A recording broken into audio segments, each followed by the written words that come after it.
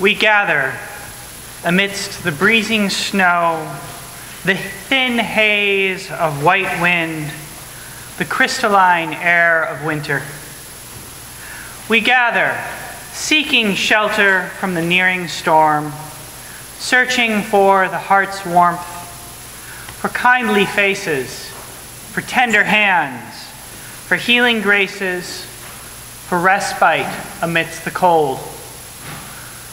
We gather steadily, vulnerable, hopeful, hesitant, slowly forming the community we seek.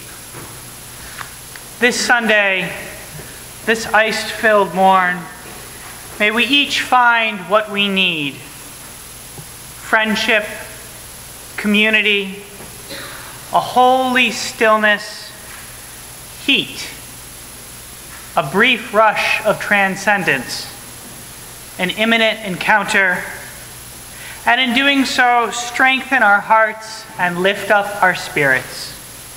Come, friends, let us worship together.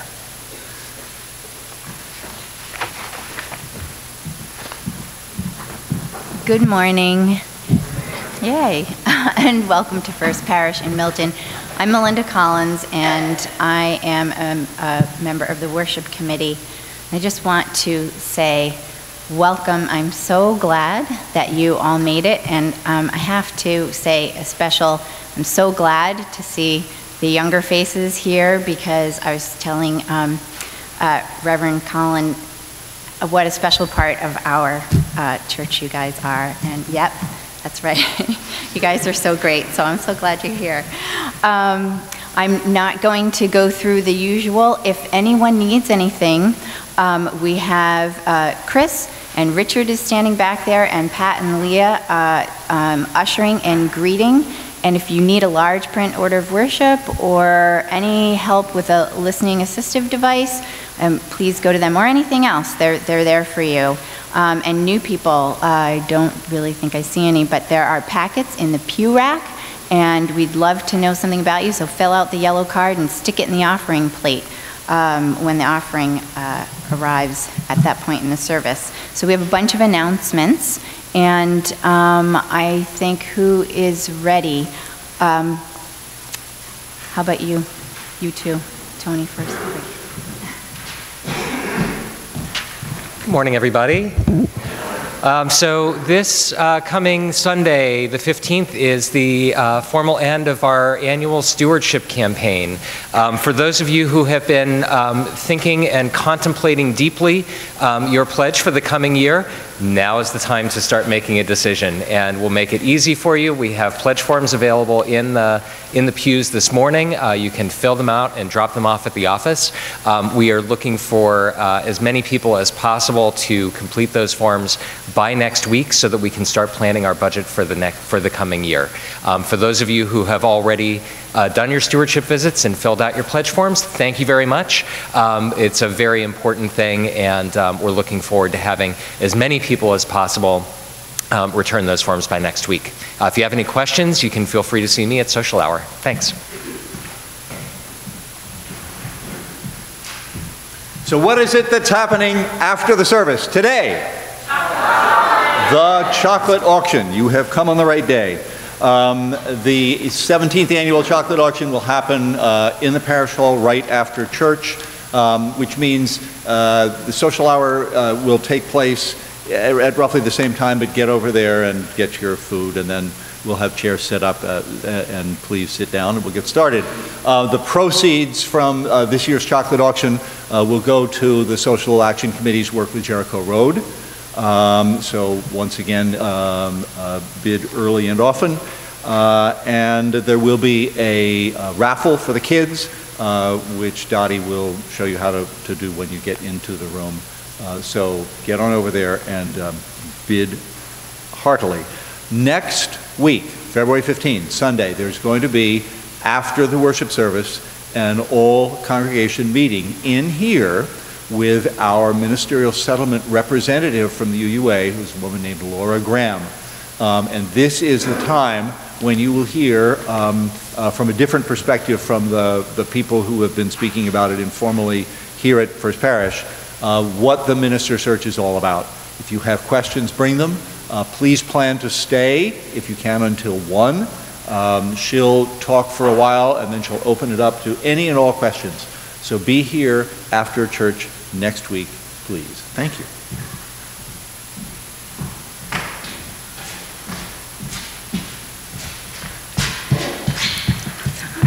Hi, I'm India. I'm a member of the Bridging Committee. We are having our last meeting next Friday, the 13th. This is the last small group meeting that's referenced in your announcements. And just as a reminder, in these meetings, this is where we are addressing our 4 questions, which is sort of taking a snapshot of where we are as a congregation now and where we hope to go.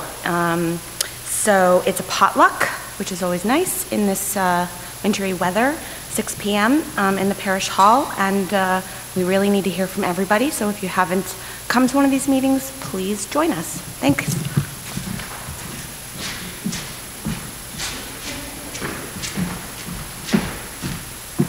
And one last brief announcement. There's a concert today at 4 o'clock that I hope most of you have heard about. It features spectacular jazz accordionist Corey Pesaturo and classical soprano Bethany Worrell. And this concert is definitely happening no matter how much snow we get. It happens that Corey Pesaturo is also a meteorologist, and he's been keeping me posted on all the storm fronts that are coming by. So if you have any questions about the weather, you can ask him. And I know what you're thinking when you hear that it's an accordion concert. Most of you are thinking of Lawrence Welk, and it doesn't sound like the most inspiring sort of concert to go to. Trust me, this is not your grandmother's accordion concert. This guy is amazing. The things he does with an accordion will blow your mind. In fact, one of the pieces that they will be doing, I understand, has been programmed because Corey is going to be performing a particular piece with Lady Gaga sometime in the coming year. So this guy gets around, and it's not at all what you expect. So come and be surprised. 4 o'clock, right here at First Parish. Thank you. Yes, Diana? How long was that going to take place? Oh, probably an hour and a half, but if you need to leave early, please do. Hope to see you all there.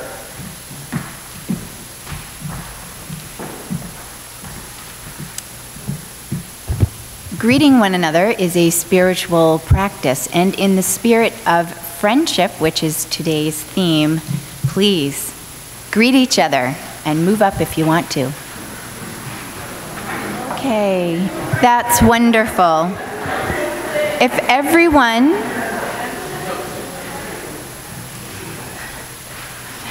our first hymn is in the Teal hymnal, 1018. Amen.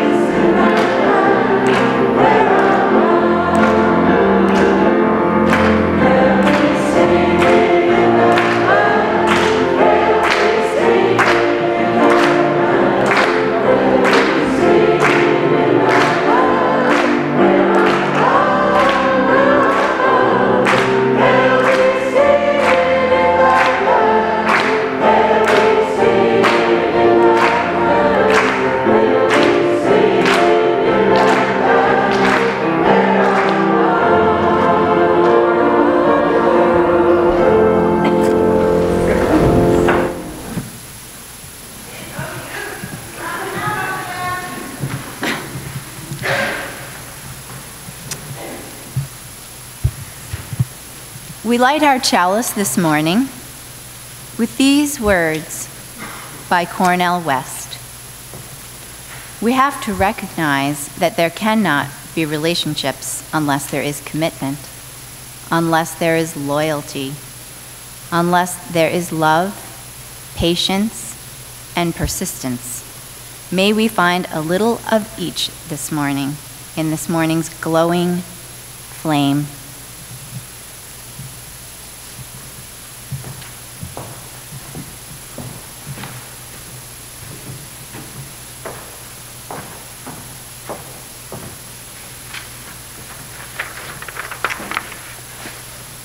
Please join me in our unison call to worship found in your order of service.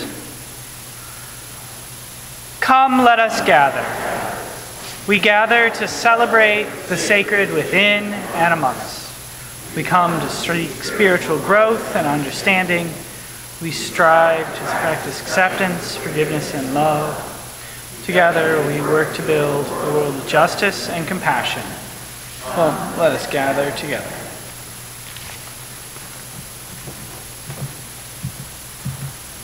And now we're going to hear a testimonial from Alfredo.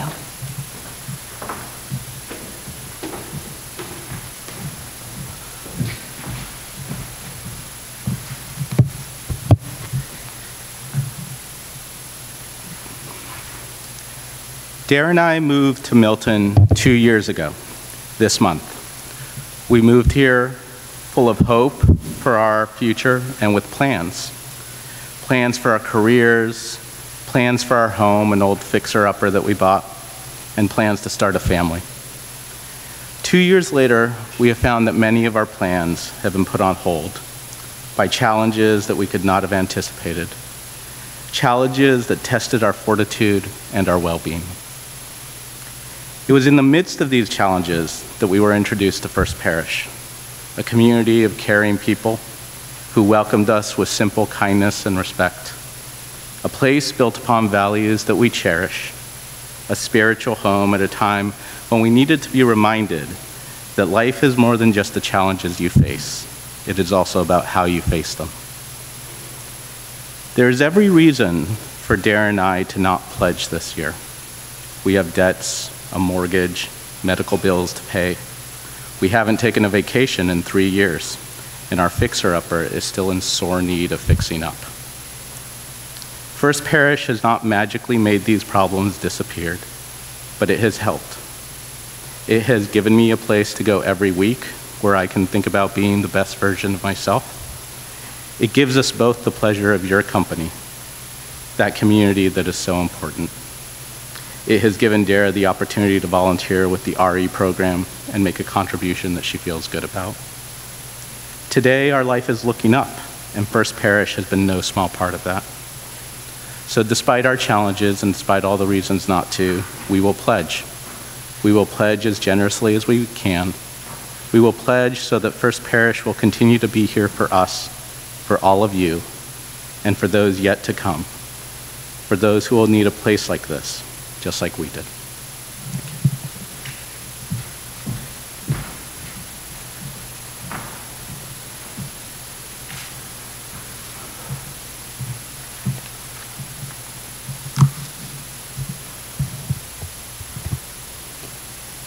From Brooklyn, over the Brooklyn Bridge on this fine morning, please come flying.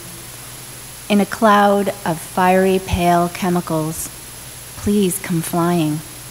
To the rapid rolling of thousands of small blue drums descending out of the mackerel sky over the glittering grandstand of harbor water, please come flying. Whistles, pennants, and smoke are blowing. The ships are signaling cordially, with multitudes of flags rising and falling like birds all over the harbor. Enter 2 rivers, gracefully bearing countless little pellucid jellies, in cut glass épergne dragging with silver chains. The flight is safe. The weather is all arranged. The waves are running in verses this fine morning. Please come flying. Come with the pointed toe of each black shoe trailing a sapphire highlight, with a black capeful of butterfly wings and bon mots, with heaven knows how many angels all riding on the broad black brim of your hat. Please come flying, bearing a musical, inaudible abacus, a slight censorious frown, and blue ribbons. Please come flying. Facts and skyscrapers glint in the tide. Manhattan is all awash with morals this fine morning, so please come flying. Mounting the sky with natural heroism, above the accidents, above the malignant movies, the taxi cabs, and injustices at large, while horns are resounding in your beautiful ears that simultaneously listen to a soft, uninvented music fit for the musk deer. Please come flying. For whom the grim museums will behave like courteous male bower birds, for whom the agreeable lions lie in wait on the steps of the public library, eager to rise and follow through the doors up into the reading rooms. Please come flying. We can sit down and weep. We can go shopping. Or play at a game of constantly being wrong with a priceless set of vocabularies. Or we can bravely deplore. But please come flying. With dynasties of negative constructions darkening and dying around you, with grammar that suddenly turns and shines like flocks of sandpipers flying, please come flying. Come like a light in the white mackerel sky. Come like a daytime comet with a long, unnebulous train of words from Brooklyn over the Brooklyn Bridge on this fine morning. Please come flying.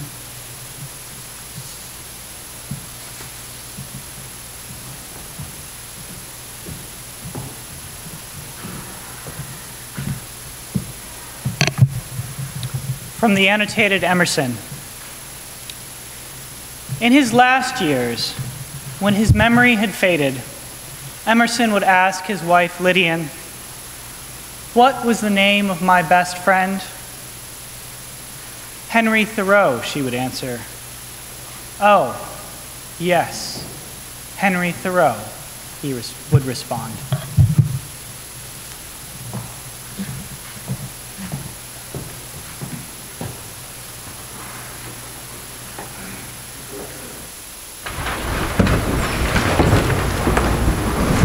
Strong.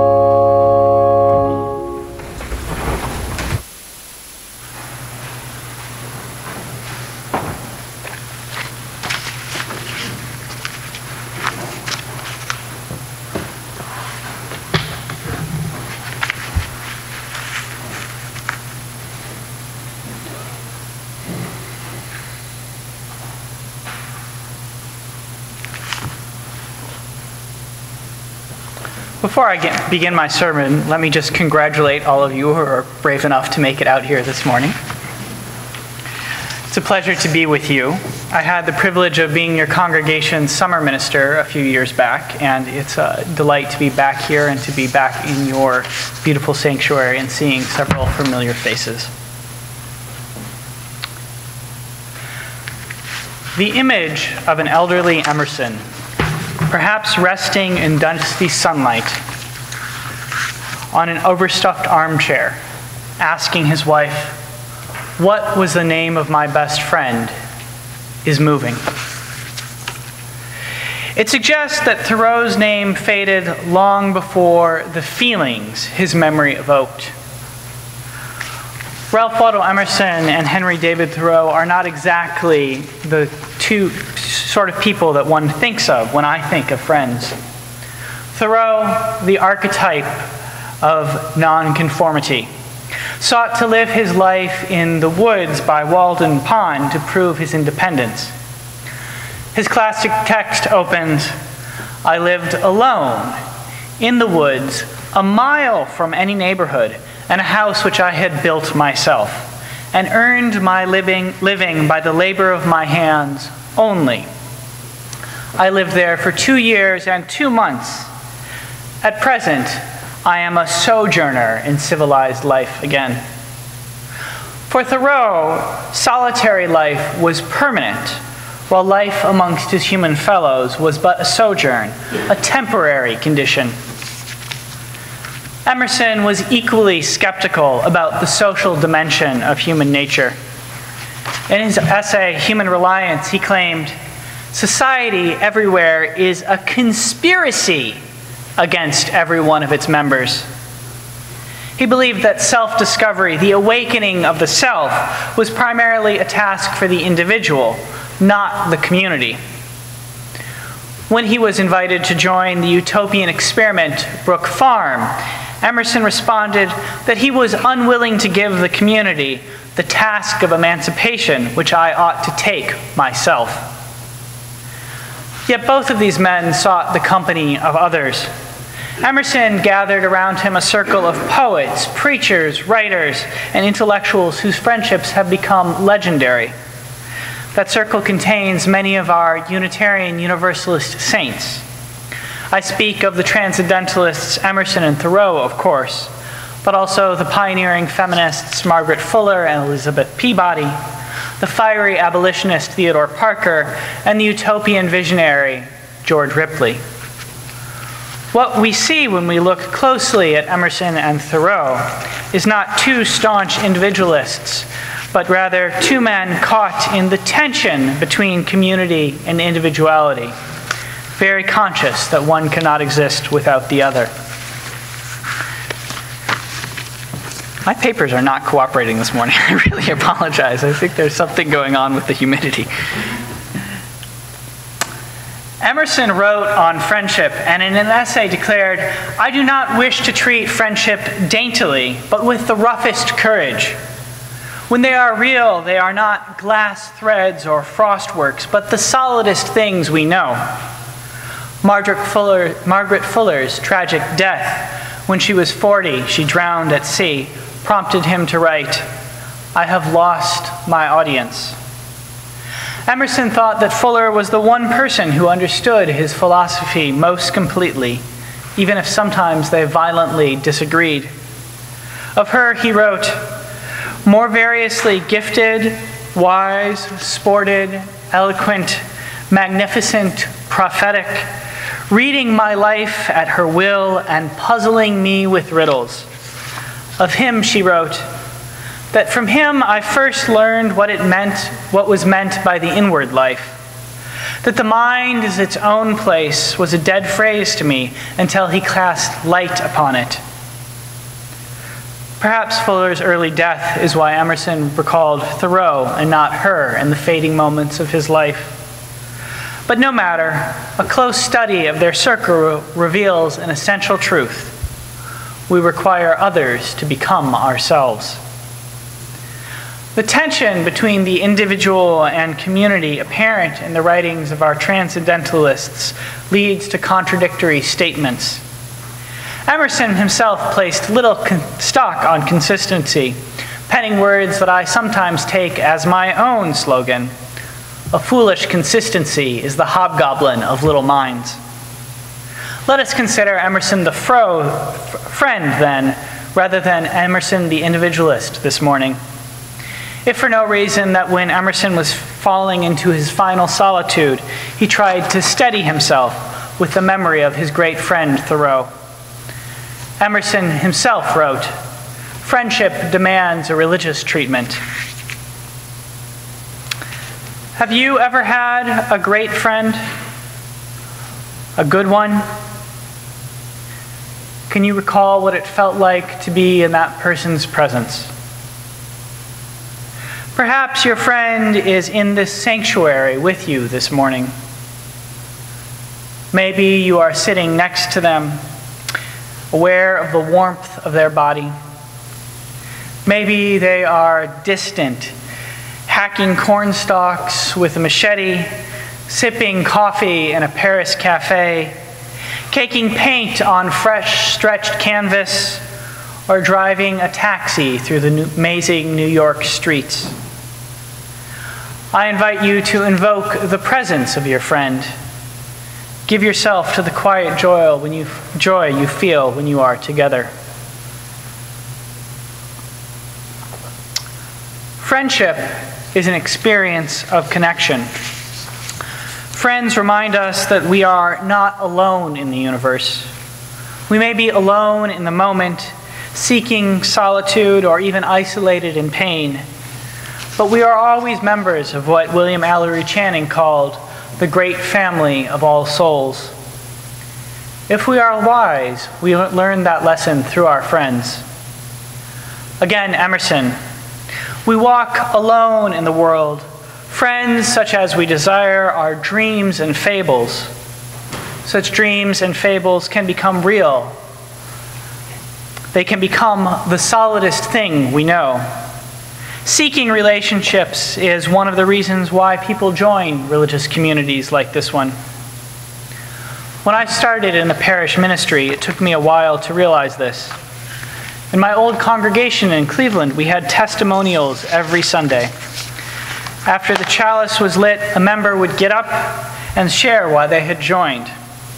Their stories were almost always similar, and for years I was slightly disappointed with them. The service would start, the flame would rise up, and someone would begin, "I come to this congregation because I love the community." That's it?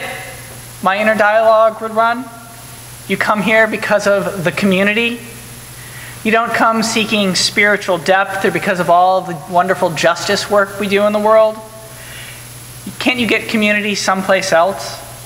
If all you're looking for is community, why don't you join a book club or find a sewing circle? We're a church. People are supposed to come here for more than just community. I must be a failure as a minister if all people get out of this congregation is a sense of community. Eventually, I realized that community is an essential part of the religious experience. The philosopher William James may have believed religion is the feelings, acts, and experiences of individual men in their solitude. But he was wrong. Religion is found in the moments of connection when we discover that we are part of something larger than ourselves. Life together, life in community is a reminder of that reality. People seek out that experience in a congregation because of the isolating nature of modern life. In this country, we are more alone than ever before. Just a few years ago, Newsweek reported that in the previous 20 years, the number of people who have no close friends has tripled. Today, 1 out of every 4 people report that they have no one with whom they feel comfortable discussing an important matter. Congregations like this one offer the possibility of overcoming such a sense of isolation. They offer a place for people to celebrate life's passages and make meaning of those passages. Friendship requires a common center to blossom, and meaning-making is a pretty powerful common center. The Greek philosopher Aristotle understood that friendship was rooted in mutual love. That love was not necessarily the love of the friends for each other. It was the love for a common object. This understanding led him to describe three kinds of friendship: those of utility, those of pleasure, and those of virtue. Friendship, which he also called complete friendship. Friendships of utility were the lowest, the least valuable kind, and friendships of virtue were the highest kind. Erotic friendships fell somewhere in between. Friendships of utility were easily dissolved. As soon as one friend stopped being useful to the other, the friendship dissipated. It took me until I was in my 20s to really understand the transitory nature of friendships of utility. I spent a handful of years between college and seminary working as a software engineer in Silicon Valley. I worked for about a year at an online bookstore. When the recession hit, there was a round of layoffs, and as the junior member of my department, I lost my job. Up until that point, I spent a fair amount of social time with several of my colleagues. We would have lunch or go out for drinks after work. I enjoyed the company of one colleague in particular. I made the mistake of thinking that he was really my friend. He had a master's degree in classical literature. Our water cooler conversations sometimes revolved around favorite authors from antiquity, Homer and Sappho. From his tongue flowed sweet speech, sweeter than honey, said one. Like a mountain whirlwind punishing the oak trees, love shattered my heart, said the other. Alas, when I lost my job, a common love of literature was not enough to sustain our relationship. My colleague was always busy whenever I suggested we get together. Have you ever had a similar experience? Such friends come and go throughout our working lives. Far rarer are what Aristotle called friendships of virtue. These are enduring friendships. They help us become better people. Congregational life provides us with opportunities to build such friendships. The virtues might be understood as those qualities that shape a good and whole life. A partial list of Aristotle's virtues runs: bravery, temperance, justice, generosity, prudence. Friendship offers us the opportunity to practice these virtues, and in doing so, helps us to become better, more religious people. The virtues require a community in which to practice them. Let us think about bravery for a moment. The brave, Aristotle believed, stand firm in front of what is frightening, not with foolhardy arrogance, but instead knowing full well the consequences of their decision. They face their fears because they know that by doing so they may achieve some greater good. Seeking a friend is such an act of bravery. It always contains within it the possibility of rejection. Emerson observed, "The only reward of virtue is virtue. The only way to have a friend is to be one." I have often found, when I hoped for friends, that I need to initiate the relationship. I need to start the friendship. I'm not naturally the most extroverted and outgoing person. Many days I am content alone with the company of my books, or wandering the edges unescorted of the urban landscape, scanning riverbanks for blue herons and scouring wrinkled, aged trees for traces of mushrooms. But other people contain within them possible universes that I cannot imagine. My fellow human beings pull me into my better self. And so I find that I must be brave and initiate friendships, even if I find the act of reaching out uncomfortable or frightening. Rejection is always a possibility. I was rejected by my former colleague. Rejection often makes me question my own self-worth. But when it comes, I wonder if perhaps I am unworthy of friendship or of love. But by being brave and trying again, I discover that I am. Bravery is not the only virtue that we find in friendship. Generosity is there too, for generosity is giving of the self to another. Through that giving of the self, we come to know ourselves a little better. We say, I value this part of myself enough to want to share it with someone else. Now, we could create the list of virtues and then explore how friendship offers us an opportunity to practice each of them. Such an exercise, I fear, would soon become tedious. So instead, let me simply underscore that our friends provide us with the possibility of becoming better people. This is true even on a trivial level. A friend visits from Ohio. I make a vanilla souffle for the first time. Savoring the dish's silky sweetness, I know I will make an airy egg dessert again. A friend calls me and asks me to go to El Salvador to interview undocumented migrants who have been deported there. I go and shift my understanding about the violence that society experiences and why migrants flee from their home to this country. My heart opens. How have your friends changed your life? Emerson and Thoreau certainly changed each other's lives. And I know that the two men, whatever their preferences for individualism, needed each other. I half suspect that Emerson's tattered memory of his friend, what was the name of my best friend, was actually an urgent cry. As Emerson disappeared into the dimming hollows of his mind, Thoreau's light was a signal that could call him back to himself. I detect a similar urgency in Elizabeth Bishop's poem to Marion Moore. We can sit down and weep. We can go shopping, or play at a game of constantly being wrong with a priceless set of vocabularies. Or we can bravely deplore, but please, please come flying. Whatever was going on in Bishop's life when she wrote her friend, the most pressing matter, the strongest tug of reality was that she see her friend. Surely it is an act of bravery to admit such a need. Truly it is an act of generosity to wish to give oneself so fully. Let us then be brave and seek out friends. Such bravery can be as simple as saying, hello, I would like to get to know you.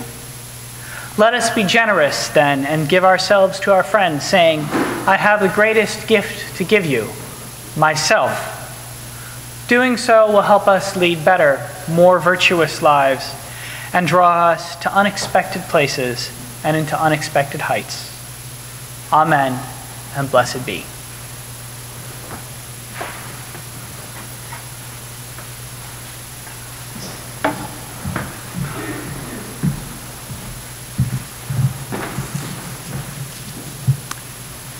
Please take out your teal hymnals and join us in singing Lean on Me, number 1021. Sometimes in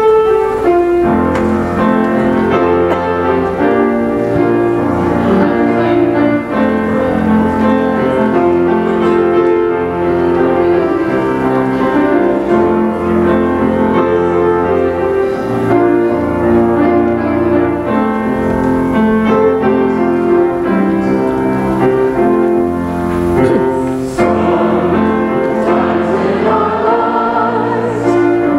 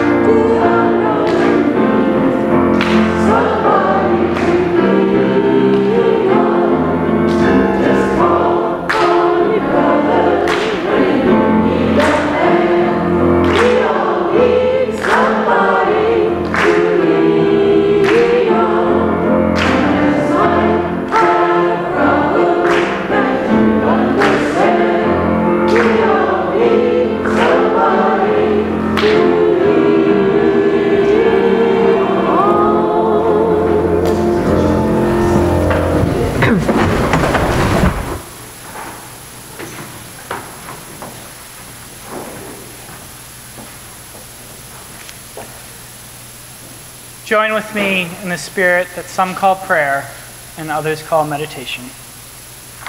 Close your eyes, open your ears, open your minds, open your hearts. Let us invoke the power of friendship to transform the world. So many of the world's problems, so much of the violence we experience comes from an inability to see each other as fellow human beings, as friends. Friendship can heal across any divide. Friendship can fuel social transformation. We find circles of friends in those moments when we see things shift towards the better. The slight tilt in the companionship of Martin King, Ralph Abernathy, Mahalia Jackson, Rosa Parks. The slant in the warm brotherhood of Frederick Douglass and John Brown. The tilt in the sisterhood of Elizabeth Cady Stanton and Susan B. Anthony. Friendship, the heart of hope. Friendship, the possibility that all of the brutal ugliness of racism, sexism, classism, homophobia, and every other human divisor may someday be washed away when we learn to truly recognize each other. That it may be so, I say amen and blessed be. We now deepen our time of worship with silence.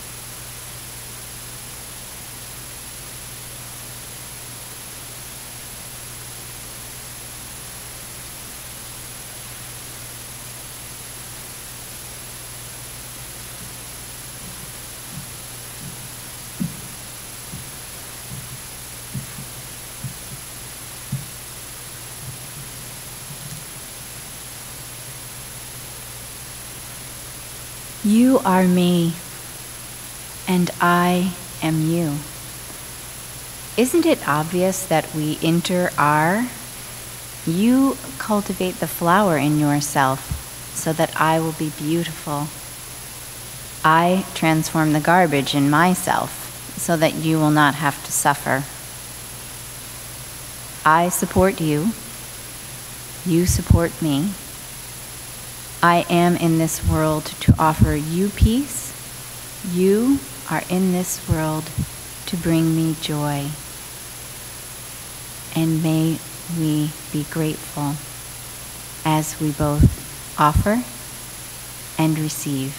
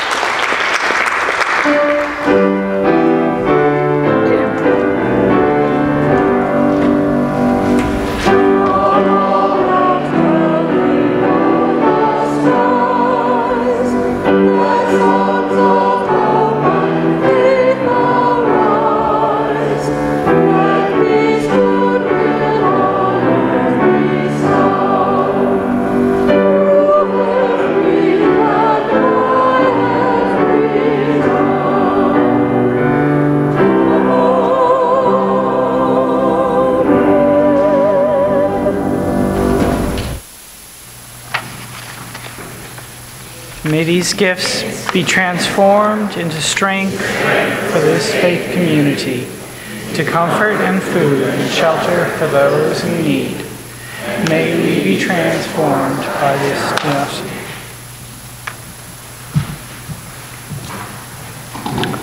Please remain standing and join with me in singing hymn number 108, My Life Flows On, an endless song found in the gray hymnal.